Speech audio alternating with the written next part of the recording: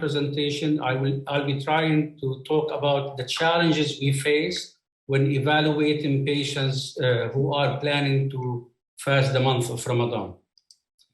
And I will be discussing diabetes and Ramadan risk assessment. I have a survey on physician variability and risk assessment. Then I will talk about diabetes and Ramadan risk calculator. Now, according to many studies, 40% of our patients with diabetes do observe fasting without medical advice at all. 78% of our high-risk patients do observe fasting against our advice. And very importantly, that many high-risk patients actually can fast safely. We know that type 1 patients, chronic kidney disease, and stable cardiovascular patients could fast safely. So it looks like our guidelines are not easily applied by all physicians.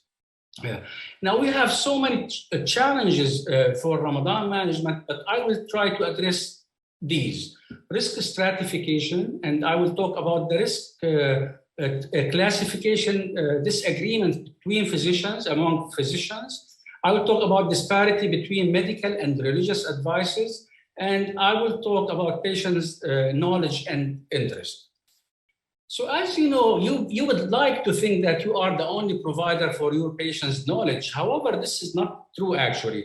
Many other medical providers, other specialties, not only endocrine and diabetes and medicine, and you have all kinds of sources for knowledge. You have the media, the friends, the neighbors, you have the internet and the insurance companies and pharmaceuticals. So you have many providers that are shaping the decision of your patient. So the process of diabetes and Ramadan assessment is a process where you should identify potential hazards for your patient and classify accordingly in order to try to minimize the risk for your patient. And this is essential in pre-Ramadan evaluation, but again, this is a continuous process that should continue throughout the year. Now, in the past, what we used to do, we used to use a few factors, and that will include the type of diabetes, the control of diabetes, the complications, acute or chronic complications, the type of treatment for classifying patients. So we used to say high or very high, moderate or low, based on these factors. However, if you could see here that there are many other factors that are not even considered in our evaluation, and that might contain or include age, duration of diabetes, duration of fasting, SMBG, type of treatment, new treatments, for example, work intensity. So many factors that were not considered in our evaluation in the past.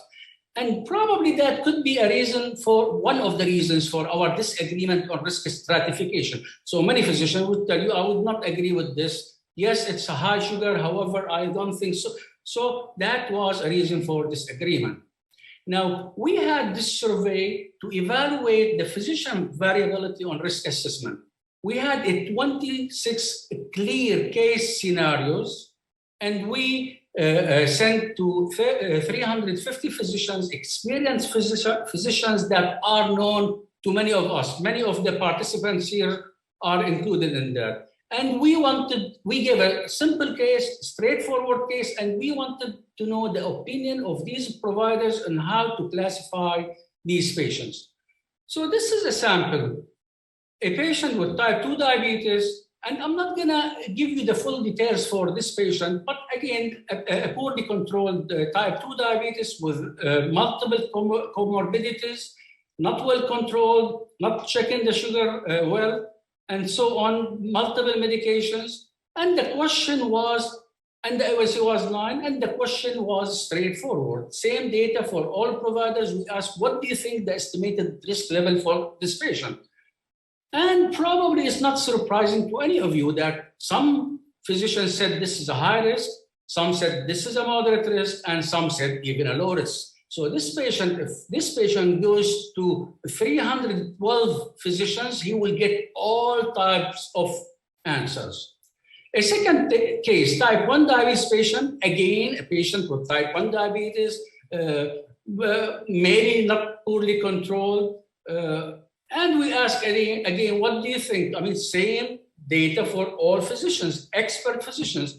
And now you get 312 physicians that they said this is a high risk, some said this is moderate risk, and some said, no, this is a low risk. So you could imagine one physician said, do not fast, and the other said, you have to fast. And this is probably that could happen in the same institution.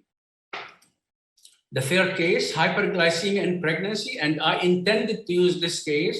Again, GDM patient on diet, not checking the sugar, suboptimal control, and A1C 5.8. And again, we asked, what do you think the level of risk for this patient?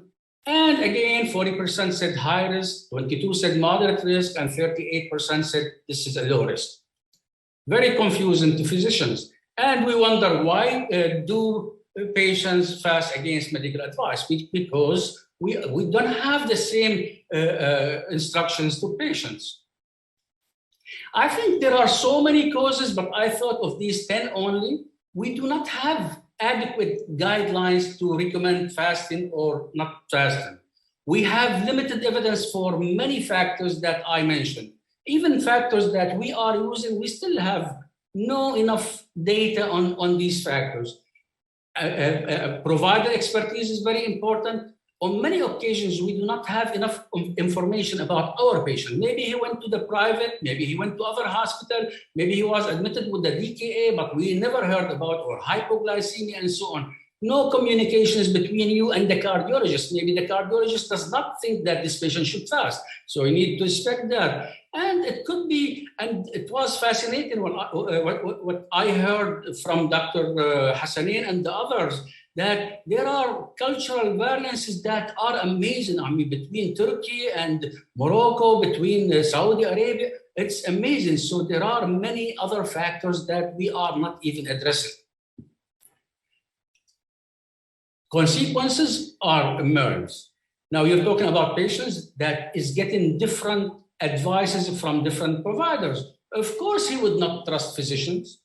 And again, he's listening to the internet and he's hearing different advices and so on. They might fast against medical advice and they might not come to you before Ramadan because they're not sure that your recommendations will be okay, or other providers will give different advices. Now, also the consequences for physicians are very important. They have stressed at work because your next door physician friend is given a different recommendations. And the whole institute is at high risk for liability. And that could be in the West, but that could apply to us also. What are the solutions? Many solutions. I thought a few of them. We have to improve our documentation. We have to improve communications with other providers in the same institute and other institutes. We have to increase our knowledge, our subordinate knowledge. We have to educate our colleagues in nephrology and cardiology and other specialties also. We have to have clear guidelines with clear guidance. And very important probably that we should unify our stratification protocols. And that's where we, last year, as a huge group of 50 plus physicians, we came up last year with this diabetes and Ramadan risk calculator. And we used more than the 5 only factors we used to use in the past. We actually used 14 elements this time. And we scored differently. And for example, here I have the hypoglycemia. If a patient is hypoglycemic and aware, then the score is 6.5 for this patient. And if he has no hypoglycemia at all, the score is 0. And here you have so many factors that you have a score, points for everything, and you should add them up and you need to come up with a score. Since last year, many institutions and hospitals over the world actually adopted this method. This is, for example, in our hospital, we adopted this, we implemented this in our Cerner, and you could see it takes probably 1 or 2 minutes to fill this. You put whatever you want, you give the score, and then here you get the total score, and it will actually tell you that this is a low or moderate or high risk, and will actually also give you the recommendations. So if you have a low risk, which is between 0 and 3, this is low risk, and this is here you have a safe fasting. And if it is a moderate one between 3.5 and 6, then fasting safety is not certain. And if the risk is more than 6, this would say that this is a high risk and you should be advised against fasting. Very important, and this is to answer one of the questions earlier. Even religious recommendations were actually consistent with our recommendations, and they respected everything we advised. So let's go back to our cases. The first case about the type 2 diabetes. This patient had, again, all kinds of recommendations or classification level. And here, when we calculated the risk for that patient, it was moderate risk. The second case, type 1 diabetes, the calculated risk score was more than 6.5 or 6.5, and that was a high risk for this patient. The last case, it was a high risk. The pregnant woman was a high risk, consistent with only 40% of providers.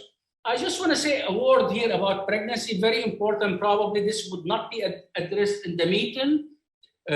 Safety of fasting in pregnancy is not certain, and that is regardless of treatment and glycemic control. And we should be clear about this, that all pregnant women, even gestational diabetes on diet, should be advised against fasting. This is clear. There is no risk gestational diabetes on diet patients. Additionally, overall, the survey showed that it is actually easier for physicians to make a diagnosis or a classification of high risk, but not perfect, 65%. It was more difficult to make a moderate risk classification. And you can see here only 38% of the providers did that. Additionally, it was actually difficult, more difficult in type 2 patients to make a diagnosis of classification. It was actually easier in the case of pregnancy. It's easy to say this is a high risk, or in type 1. But again, it's far away from being perfect. I mean, you're talking about only 55% classifying patient as a high risk for pregnancy, which is far from what we want. Now, the last point, important point here, that overall endocrinologists / specialists in diabetes were probably better in making a diagnosis for moderate and high risk patients when compared to other specialties, but again, not good enough. Now, what are the advantages of this diabetes and Ramadan risk calculator? It's very easy to use. It takes 1 to 2 minutes maximum, very flexible. It unifies our assessment. It aids us in making the decision, and actually achieves better harmony among physicians in the same institute and even across the city or anywhere physicians are working. And very importantly, and this is really important, that this risk calculator can motivate patients. How could it do that? Because you have to educate your patient where your risk is and how you could modify that risk. I mean, you are guiding your patient and you're sharing the decision. You're saying this is 7 and this is high risk and this is consistent. So your next room friend, colleague is given the same diagnosis and the same level of complexity and risk. Very important, when we talk to patients, we address their modifiable risk factors, and that will really motivate them.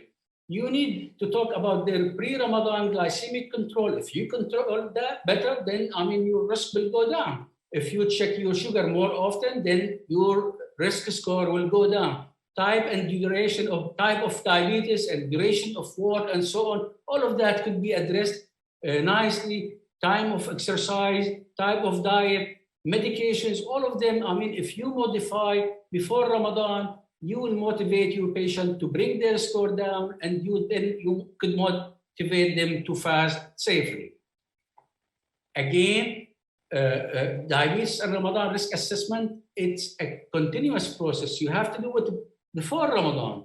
You have to do it during Ramadan to modify treatment. And again, you have to do it after Ramadan. It's not only Ramadan business. You have to do it after Ramadan to readjust medications and so on. But this should be addressed at least 3 visits per year for our patients.